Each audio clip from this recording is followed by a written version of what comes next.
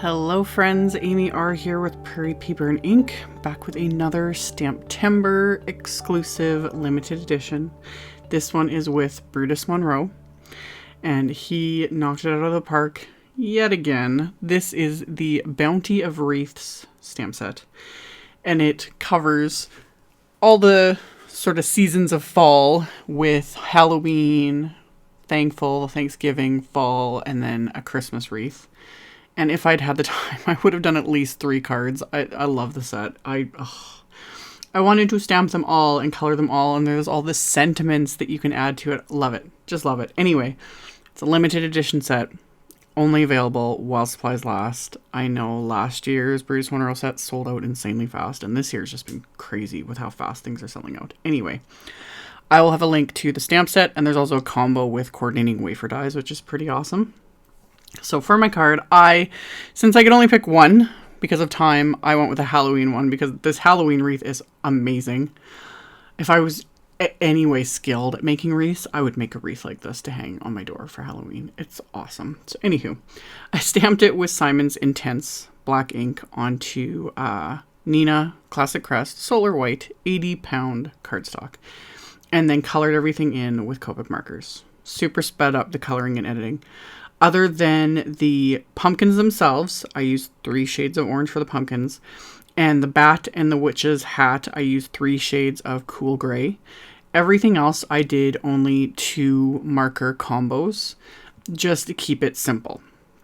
Otherwise, it would have just been much longer. And yeah, I, again, didn't have time. But also, I've been really doing more Copic marker coloring lately, and I'm really enjoying just kind of sticking to 2 colors and not doing 7, 8, 10.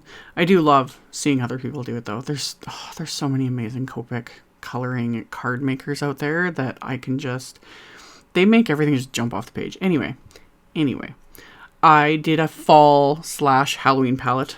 Stuck in as much purple as I could because I just love having purple, especially for Halloween. So went along, filled in all the little leaves, used C0 around the little spider web there in the center of the wreath. My original plan was actually to cut this out.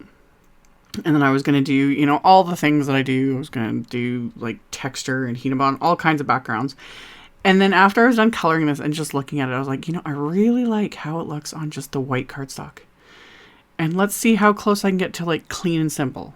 Because again, if you watch my videos, I don't do clean and simple hardly ever. It's really hard not to just, add all the layers, do all the things. So I stamped a sentiment from the set with the same just intense black ink. And then I die cut this with one of Simon's basic rectangle wafer dies just to make it a little bit smaller than A2 sized. I also die cut a couple more rectangles with the same wafer die, and I'll get to that in a minute. And then I have my card base here, which is just a top folding A2 orange card base. And I'm just going to stamp the wreath again with Simon's orange peel ink onto the inside of the card. And then once I have that stamped, I'm going to stamp another sentiment from the set with that intense black ink.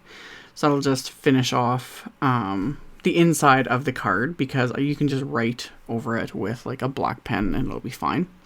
But you guys know I have to have something on the inside of the card. So stamp the wreath and then stamp the sentiment with the black ink. And then once I had that stamped, I'm going to adhere those die cut rectangles. You can use foam tape for this, but when I think of it and when I remember to do it, I prefer die cutting just more pieces of cardstock. This is where like random scraps come in handy, etc.